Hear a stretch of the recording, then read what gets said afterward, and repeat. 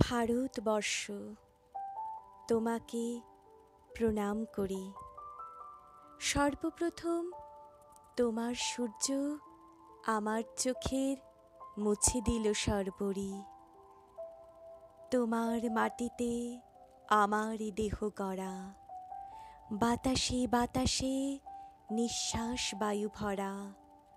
আকাশে আকাশে ওই যে নেবের নীল, মনের সঙ্গে অদ্ভুত ওর মিল। ওই যে পাহাড় মহাসমুদ্র তল, উচ্চতা কত, গভীরতা নিস্তল।